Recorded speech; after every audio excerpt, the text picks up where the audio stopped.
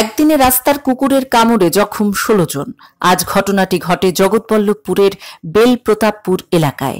এই ঘটনায় আতঙ্কিত এলাকার বাসিন্দারা। হয়েছে সকাল থেকে কুকুরটা পাগলা হয়ে গেছে, কামড়াচ্ছে, কুকুরকে কামড়াচ্ছে।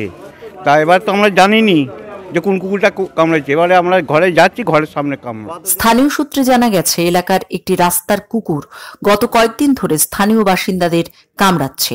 আজ সকাল থেকেই কুকুরটা বিকেল পর্যন্ত ১৬ জনকে কামড়েছে বলে জানিয়েছেন আহতরা। হ্যাঁ, এখন মোটামুটি ১৪-১৫ জন তো হয়ে গেছে। এখন ধরা যায় না, এক জায়গায় কামড়াচ্ছে আবার ছুটে এক জায়গায় চলে যাচ্ছে। প্রায় ৭-৮ জন। সব পুরো ঘাবলা করে দিয়েছে, একদম মাংস কেটে বার করে নিয়েছে। প্রায় ১৬-১৭ জন। সকালের দিকে যাদের কামড়েছে তাদের ৮ জনকে নিয়ে যাওয়া হয় বেলেঘাটা আইডি হসপিটালে। সেখানে তারা চিকিৎসাধীন।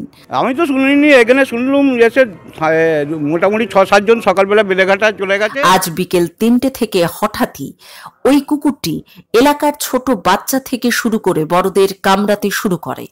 এই ঘটনায় আহতদের সংখ্যা বেড়ে দাঁড়ায় ১৬ জন। স্থানীয় গ্রামবাসীরা আহত ৮ জনকে উদ্ধার করে চিকিৎসার জন্য জগৎবল্লভপুর গ্রামীণ হাসপাতালে নিয়ে যায়। হ্যাঁ, রেপার তো করছে বেলেঘাটা শম্ভুনাথ।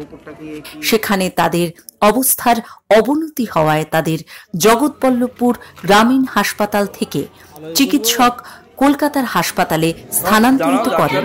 এই ঘটনায় আতঙ্কে রয়েছেন এলাকাবাসীরা।